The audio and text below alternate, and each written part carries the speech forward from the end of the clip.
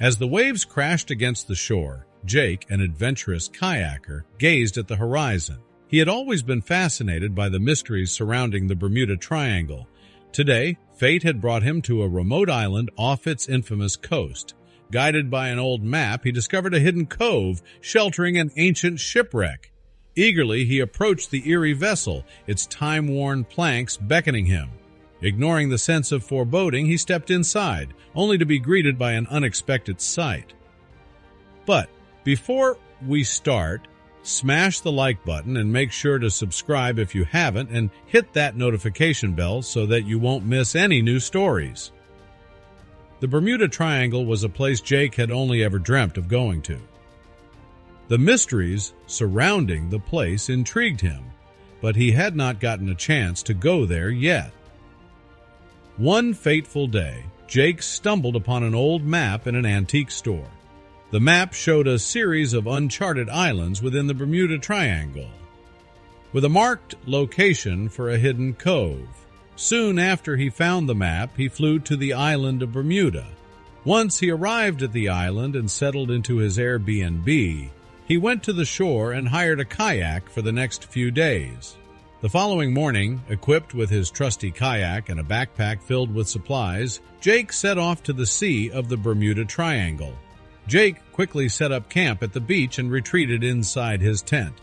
There he ate a bit of the food he had brought, but he was careful not to eat too much of it. He didn't know how long he would be there. The hot morning sun woke Jake up the following day, and he quickly jumped inside his kayak.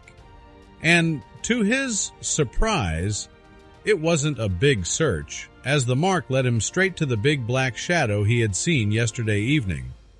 But this time, in the light of day, Jake could clearly see what the shadow truly was: an ancient ship wreckage.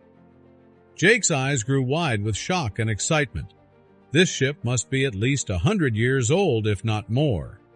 He kayaked around it to see the state of the rest of the ship and noticed a large hole in the side. Jake was nervous, but his curiosity was much stronger. He simply couldn't resist the urge to explore the ancient shipwreck. With his heart pounding in his chest, he maneuvered his kayak through the narrow opening, and he finally entered the ship. He was feeling frightened, but he wanted to continue deeper inside. But before he could do that, he heard a loud banging noise echoing through the ship. A million thoughts raced through Jake's mind. If there really were people living on this island, they would definitely see him as an outsider, an intruder. Jake panicked, and he knew he needed to get away from this place as soon as possible.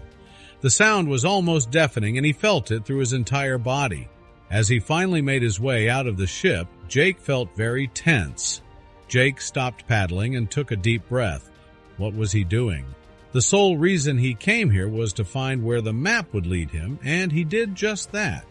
But was he really about to throw this adventure away because of people who might live here? What if it was just the wind banging on the ship's exterior? Driven by his sudden change of mind, Jake turned around and paddled inside the ship again, this time ignoring the banging sounds. He paddled until there was no more space for his kayak to go through, and got out. The shipwreck was capsized, so walking through it would be a challenge, but it was not impossible. Jake carefully walked deeper into the shipwreck, using his flashlight to find a way through the labyrinthine corridors. In front of Jake was a metal door, locked shut with heavy chains and a padlock. The chains looked rather new, as there wasn't a lot of rust on them. Suddenly, Jake felt a sharp pain in his head, and everything went black. He woke up, God knows how much later, inside a room he had never seen before. As he got up, a sharp pain shot through his head. He placed his hand on the painful spot and realized he was bleeding.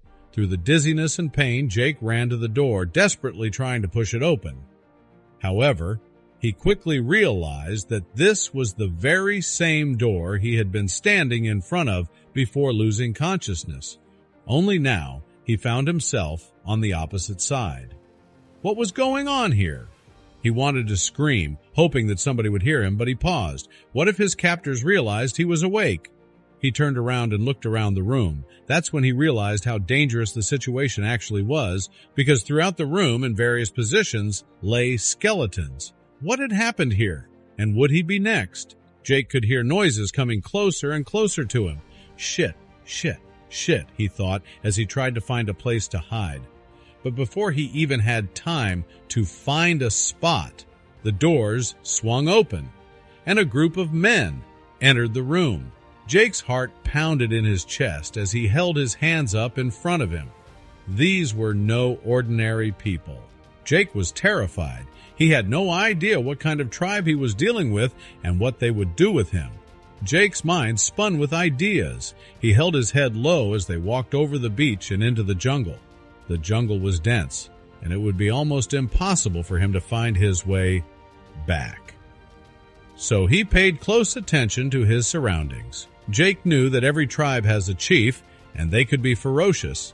This one would probably be the one to decide his fate. But suddenly, an opportunity arose. The men suddenly stopped and waited.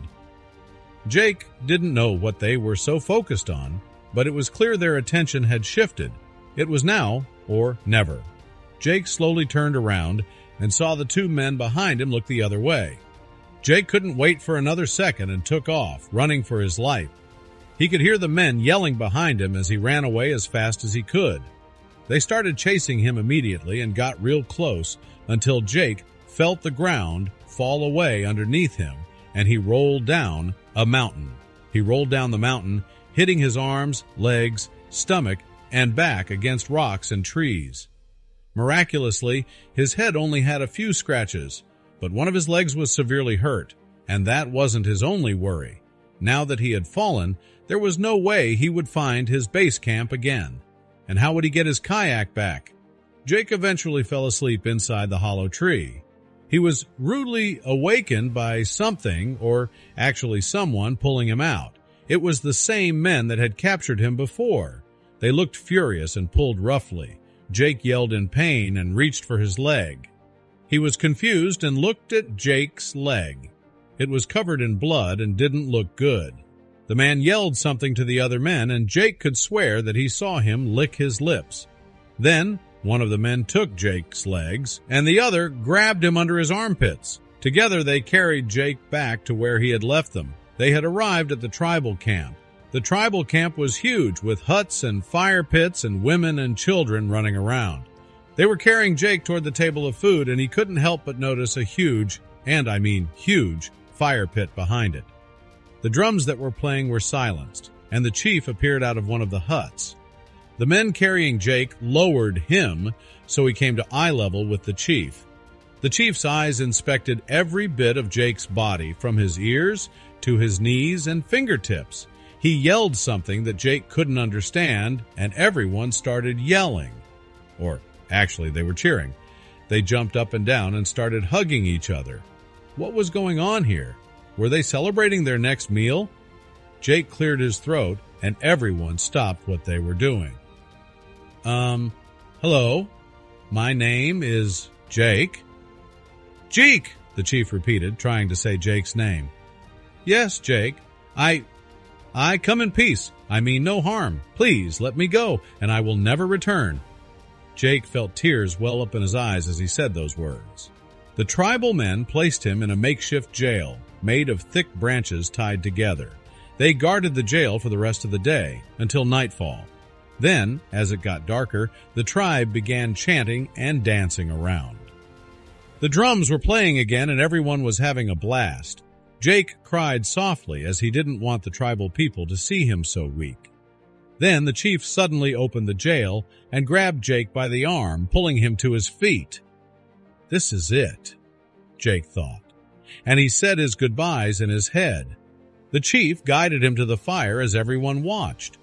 Jake closed his eyes as he approached the fire, but opened them quickly when he felt that they suddenly turned in a different direction.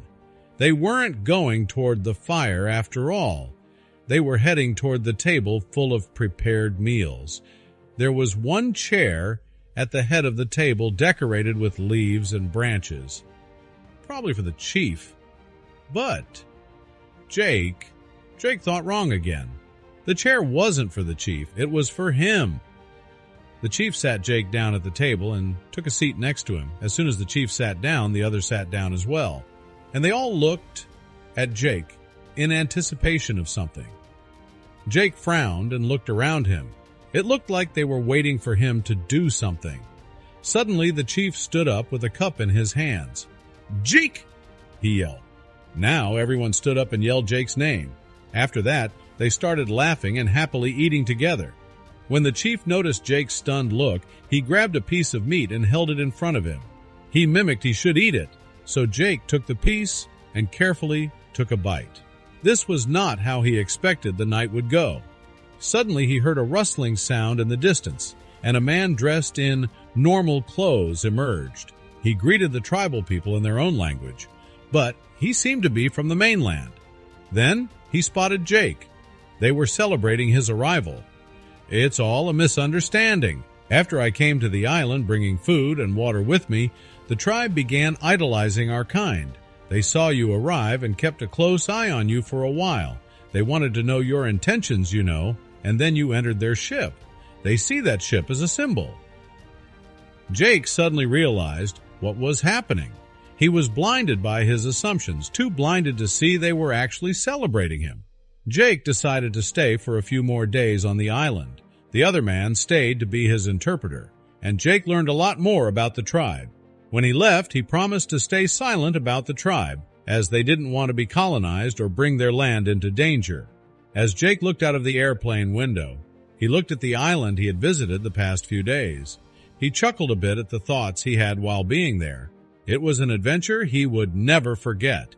His leg was looking a lot better after the healer of the tribe treated him, but he still planned to go to the doctor as soon as he got home.